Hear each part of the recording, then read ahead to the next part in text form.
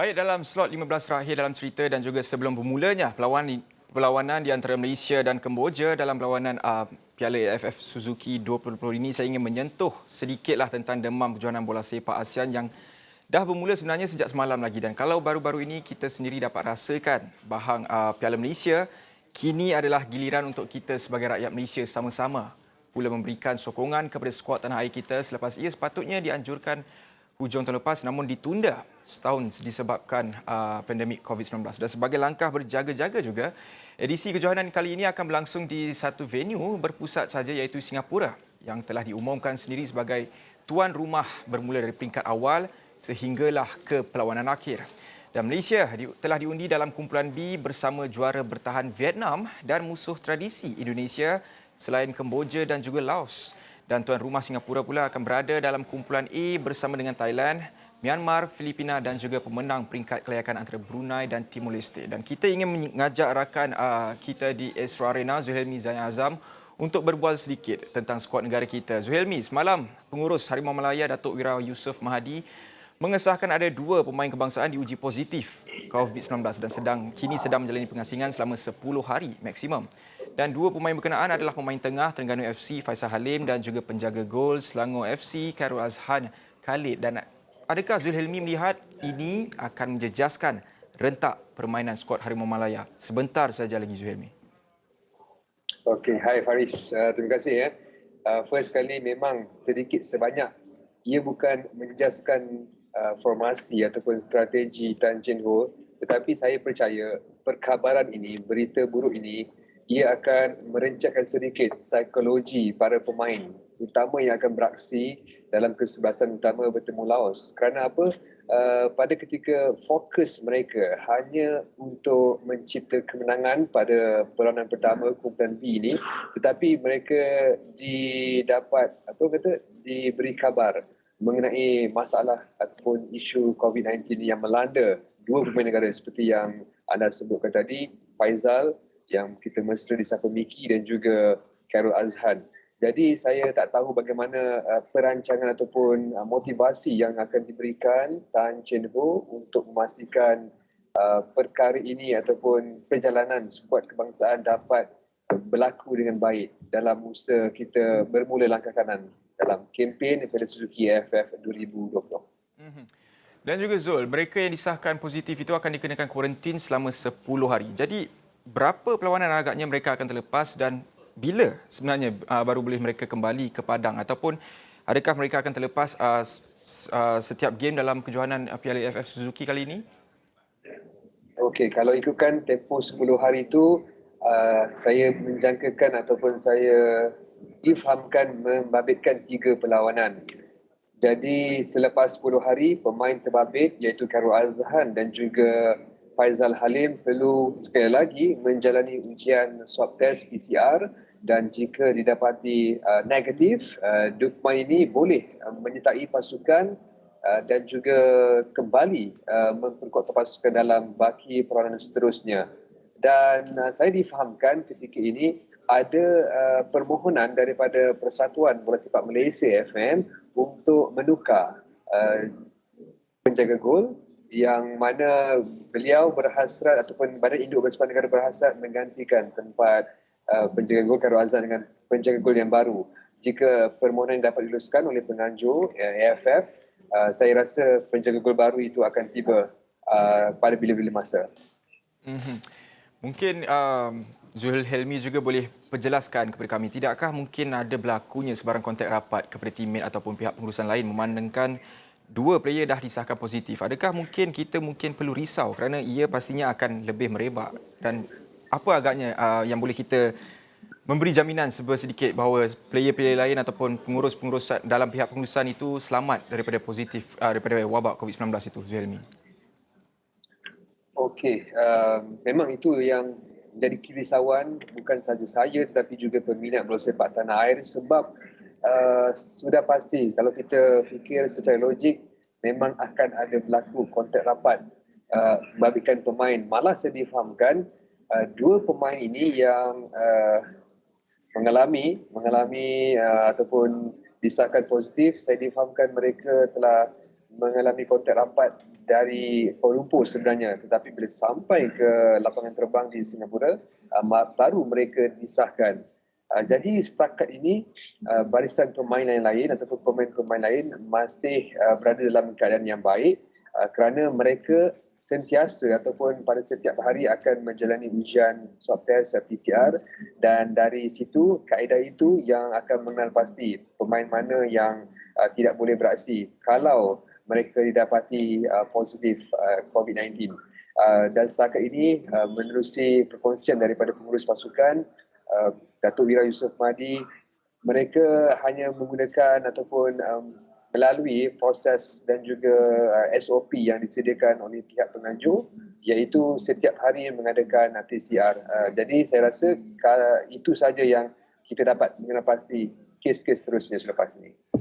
Sekarang ni isu bawa masuk 24 pemain saja untuk Piala AFF Suzuki ni, ramai penyokong sebenarnya yang mempertikaikan hal ini, Zul. Kerana kuota yang boleh dibawa ke Padang adalah 30 pemain. Tapi persoalannya kenapa ramai yang bertanyakan kenapa hanya 24 pemain saja yang dibawa masuk dan ditambah pula dengan 2 lagi pemain disahkan positif. Jadi apa pendapat Zul tentang hal ini? Adakah Zul melihat Tan Cheng Ho lebih arif dengan keputusan yang dibuat oleh beliau sendiri? Memang itu antara yang disuarakan oleh peminat bola sepak tanah air ataupun netizen di sana, dan saya melihat mungkin ada sedikit kesilapan daripada FAM, yang mana dalam situasi semasa bila-bila masa boleh berlaku isu COVID-19 ini, mungkin mereka perlu bersedia dengan lebih awal, sediakan payung sebelum hujan. Jadi pasukan lain menyeraikan 30 pemain. Saya ambil contoh pasukan Vietnam ataupun Singapura, tetapi membawa masuk ataupun memilih skuad akhir sekitar 18 ke 20 pemain.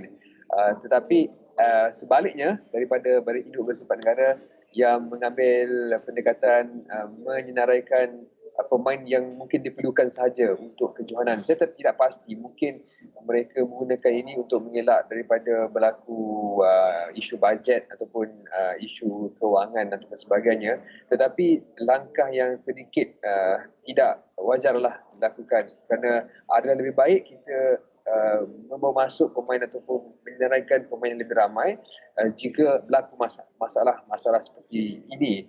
Dan akhirnya FM juga yang terpaksa membuat rayuan, memohon seperti saya katakan tadi untuk menukar pemain. Dan jika dapat disediakan dengan skuad yang lebih besar, maknanya mereka boleh tukar saja di lokasi ataupun di venue itu nanti. Jadi saya rasa betul apa yang dikatakan itu, lebih baik kita menyenaraikan 3 pemain daripada 20 pemain yang kita tak tahu apa-apa boleh berlaku dalam situasi semasa. Dan juga Zul, dalam perlawanan pastinya kita ingin bercakap tentang persiapan. Macam PRN Sarawak juga, sebelum tiba hari pengundian ada banyak persiapan nak kena ada. Dengan ketiadaan pemain utama dan tempoh persediaan yang dianggap singkat, apa agaknya kejutan yang boleh dibawa oleh Tan Cheng Ho, dan juga melihat kepada senarai First 11 ini, apa pendapat Zul sendiri?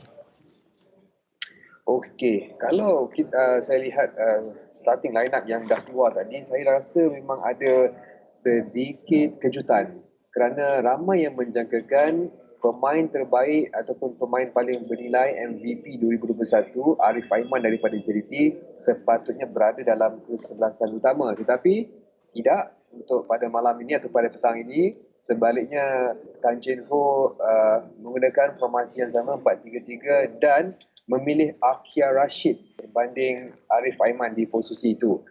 Tetapi kita kenal Tan Cheng Ho, saya cukup mengenali jurati ini, yang mana beliau suka ataupun gemar menggunakan pemain yang biasa dengan falsafah bola sepak beliau itu sendiri. Jadi pemilihan pemain itu bukanlah orang kata tidak wajar. Mungkin Tan Cheng Ho ada reason ataupun alasan tersendiri memilih Akia berbanding Arif, dan saya percaya Akia juga boleh memberi sumbangan kepada pasukan. Dan dalam posisi saya melihat seimbang, di mana Khairul Fahmi Cekmat main dan berpengalaman mengemudi benteng akhir bersama Aidil Zafwan, walaupun Aidil sudah lama tidak beraksi bersama klubnya, bersama JDT, termasuk Syarul Saad, dan juga menculik tumpuan posisi di pertahanan kiri apabila Syami Safari dipertaruhkan berbanding Arif Fazilah. Jadi keseluruhannya saya melihat posisi-posisi lain juga seperti yang saya ramalkan Badru Batiar dan juga Safai Rasid di sana. Keseluruhannya memang satu line up yang sedikit menunjukkan, tetapi dengan mungkin permulaan yang meyakinkan nanti dapat memberi satu keputusan positif. Harapan saya agar pemain naturalisasi negara Wilhelmine Di Paula mampu memberi sumbangan dan juga mampu memberi impak besar kepada skuad Harimau Malaya bertemu Laos dalam aksi pertama. Zul, kita juga mungkin menganggap lawanan menentang Kemboja ini sebagai satu persiapan untuk menentang pasukan yang lebih kuat, contohnya daripada Indonesia, Vietnam dan juga Laos. Tapi kita juga sebenarnya harus ingat, jangan pandang sebelah mata tim Kemboja ini.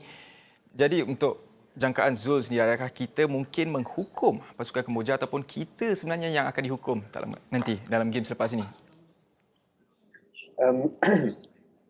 Atas kertas saya melihat situasi yang sukar untuk Malaysia mencatatkan kemenangan. Kita tahu bukan sahaja pasukan negara dibelenggu dengan isu kecederaan atau isu COVID-19, tetapi sebelum datang ke Singapura, Tan Cheng Ho terpaksa mengenepikan beberapa pemain utama. Jadi atas dasar itu saya meramalkan atau menjangkakan cabaran sukar akan dilalui oleh anak buah Tan Cheng Ho. Jadi untuk kata nak menghukum itu, saya rasa tak, tetapi pasukan negara mampu untuk meraih keputusan positif setidak-tidaknya kemenangan 1-0 ataupun 2-1 pada pertemuan menentang Kemboja. Dan juga terakhir sekali Zul, apa yang akan disajikan oleh Astro Arena bagi peminat-peminat Harimau Malaya? Mungkin diorang boleh ikut di Astro Arena, mungkin ada selain tayangan secara langsung, apa lagi mungkin ada program bola-bola ke yang akan membincangkan tentang analisis perlawanan Piala AFF Suzuki ni, Zul? Okey, sudah pasti kita punya keutamaan ataupun tumpuan untuk arena adalah rancangan pra-perlawanan dan juga selepas perlawanan yang membabitkan kumpulan A dan juga kumpulan B, di mana mungkin boleh saya sebut di sini kumpulan A untuk kumpulan B yang melibatkan aksi skuad Harimau Malaya akan dihostkan oleh Hafizal Hamad. Dan selain daripada itu, kita juga akan bawakan perkembangan skuad negara melalui laman media sosial seperti Instagram, Twitter, menerusi perbualan di sana seperti IG Live dan juga Twitter Space. Dan juga mungkin ada perkembangan-perkembangan yang boleh dibawakan menerusi platform-platform lain seperti TikTok dan sebagainya. Baik. Terima kasih Zulhilmi. Itu dia sedikit tentang persiapan ataupun apa yang boleh kita jangkakan menjelang Piala Suzuki FFF yang telah pun bermula sejak semalam, namun hari ini baru sebentar saja lagi Malaysia akan bertemu dengan pihak lawan iaitu Kemboja di Stadium Shiba di Singapura yang akan bermula jam 5.30 petang nanti. Kita sama-sama beri sokongan kepada skuad negara kita. Saya kira itu sahaja untuk cerita jam ini. Saya Faris Daniel. Assalamualaikum dan salam hormat.